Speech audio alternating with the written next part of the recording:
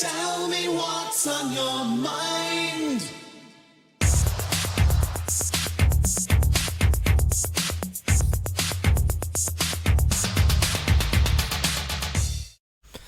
Hi there, this is Cooper from Telepathic Bunny Comics.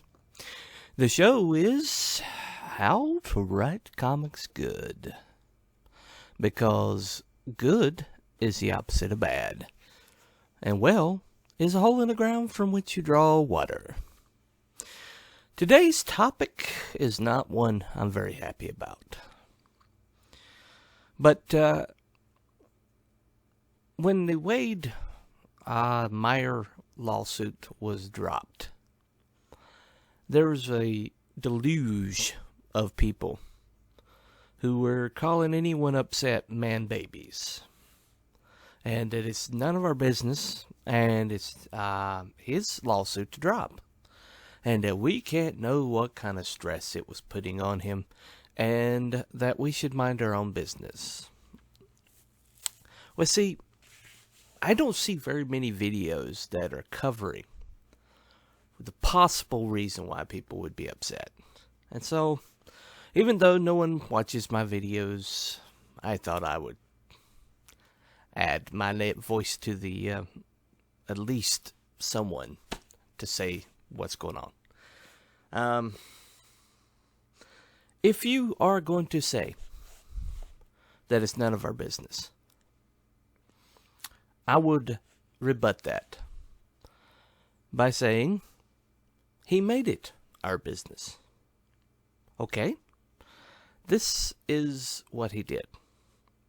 He continuously, when he talked about the lawsuit, he would talk about why he was doing it, and that he was doing it for us, to make sure that what happened to him never happened again. Did not mention that it was taking a personal toll. He was asking for money, and we gave it to him. And meanwhile, at the end of every video, he would push his current project. And since most of us got into the Comicscape movement because we watched his videos and we went down the rabbit hole, he's like, and he always introduces himself as ya boy. Hey there, it's your boy Zach. Hey boy, hey there, it's your boy Zach. Ya boy. Okay, well, we're going to trust him because he's your boy. Alright. So we gave him money. We gave him support. To the tune of well over $1 million now. And we supported every project, even when the projects just weren't good. And he has been putting out a ton of books. And me personally, I've backed every single one of them. And he had this primo property called Expendables Go to Hell, which is the only sequel that we will get, because Sylvester Stallone is not currently got one in production. And so that book should have sold like gangbusters, and yet it languishes at $250,000. And when you see the success of Berserker, you're like, why is that? He hasn't really pushed it. Not at all. He's been pushing his own projects. Okay, we supported him. Why? Because your boy. He's your boy. And he's doing this for you. He's taking the slings and arrows for you. And so we supported. And then when he opened up when Ethan did the GoFundMe, we supported that. And then when he opened a Patreon, we supported that. And then suddenly, without mentioning, okay, the lawsuit is going this way. I'm making too much money. There's no way for me to prove damages at this point. And so this may be dropped. That's allowable by law. That's allowable. Anybody that tells you differently doesn't know much. But it's allowable to at least give a status update. As long as you're not giving details, as long as you're not giving specifics, you can give an update. No updates. And then suddenly, out of the blue, without another word, the suit is dropped. And I see a video complimenting Max Visaggio, or saying, I feel sorry for Max. And then the next video complimenting her book. Max Visaggio, who tortured Zach, stalked Zach, smeared him all across the internet, and was part of a hate mob that attacked Zach, attacked his family, attacked his job, ran him, tried to run him off the internet for saying negative things.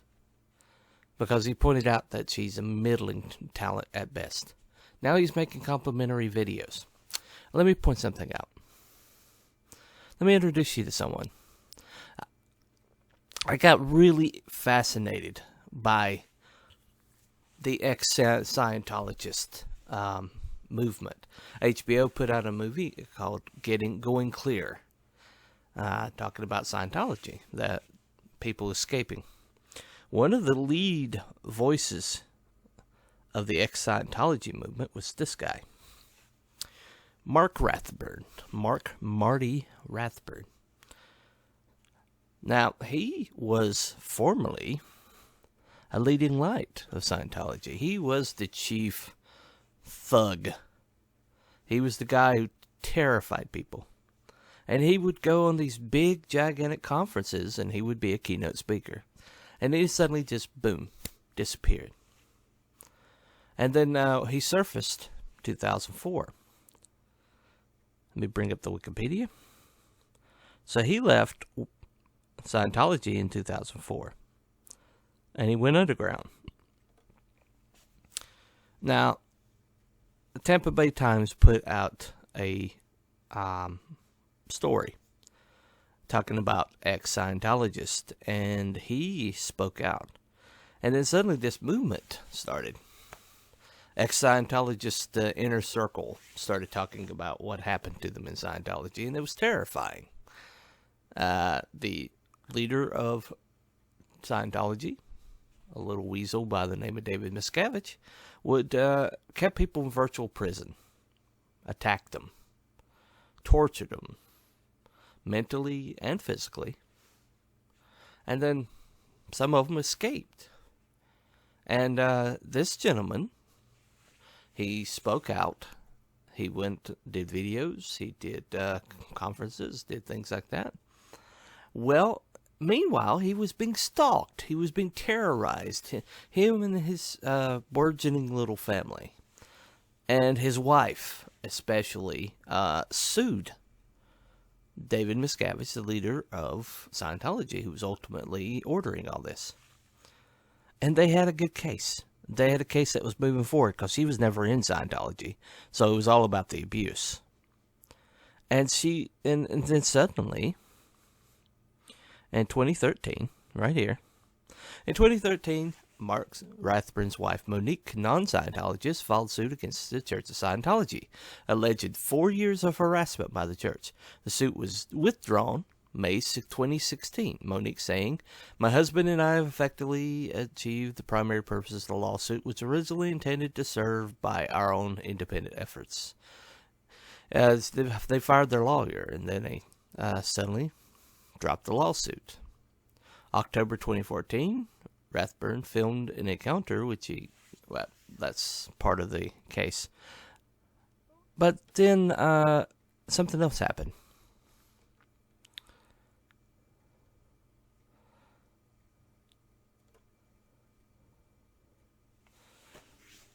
Rathbun, in December 2018, he started appearing in videos criticizing ex-Scientologists Leah Remini and Mike Render, and people suggested he rejoined Scientology. I think it was something else. So they had this case. It was moving forward. They had success. just about to pull David Miscavige himself into court. Suddenly, they fire their lawyer, drop the suit. Next thing you know, Marty Rathbun, who had been tortured, had been stalked, had been abused mercilessly, and his wife and his family, suddenly just, oh, well, okay, well, suit's dropped. And everybody's like, what happened? And then not only that, but suddenly he's complimentary of Scientology and he's attacking ex-Scientologists. Well, how did the suit drop? What happened? Well, the reason why Richard Meyer suddenly taking a heel turn, which is what we call in comics, a heel turn. It's also called in wrestling. What that means is somebody who's a face in wrestling, baby face, baby heels versus baby face. That's where this came from. It's called kayfabe, but you have good guys, which are called baby faces, and they get over, and the crowd loves them, and like The Rock back in the day. And then suddenly they slam their opponent or they do something evil, and suddenly they're the bad guy. It's called a heel turn. And I think we're about to see Mr. YaBoi Meyer do a heel turn. And the other day, I watched his EVS, clicks on his latest video, and sees a compliment towards Max Visaggio, and he understood. Said it's like a punch to the gut. He literally lost his breath. It was astounding. But he understood the significance of it. So for those of us, or for those of Comicsgate still affiliated, who say Comicsgate is over, I'll never back another CG project, blah, blah, blah. And for the members of XCG who are just absolutely exulting over this, CG is dead, long die CG, dirt on the coffin, blah, blah, blah. I offer this. Richard Meyer, your boy Zach, has not claimed CG in some time. Has been careful to distance himself from CG. Has not gone on any of the channels except for EVS. Has not done live streams. Has not contacted or interacted with other creators. Even though we adored him, even though we talked about him, and even though we watched his videos and complimented on his videos and backed every project, even the ones that were pretty much him taking a dump on the page, hiring all the artists that he's capable of hiring, which he's got a lot of money now, and then just spitting it out. And, I got a 22-page comic book that's hastily written, drawn well, colored well, but it has no plot, and has no leading protagonist.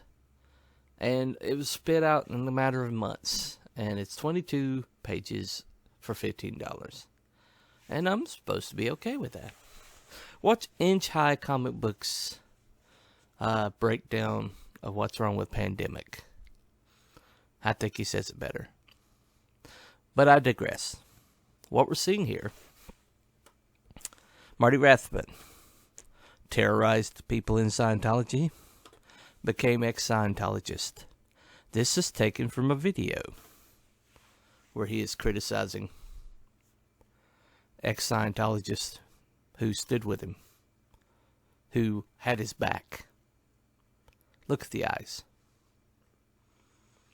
Does that look like a happy man? I don't think so. Your boy is no longer our boy. I will no longer call him your boy. He's Richard C. Meyer. He's made that clear. So I'm moving on. I no longer consider Splato Comics in my pull box. I will I will acquire all the projects I've already backed. I will back no further. And I wish your boy well and all the decisions that he's made. Now that he's decided to side with people who hate his guts and will destroy him and have tried to destroy him. And that's fine. Go your own way, ya boy. You're not my boy.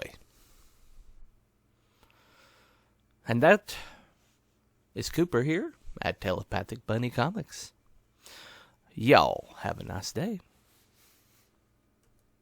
Tell me what's on your mind.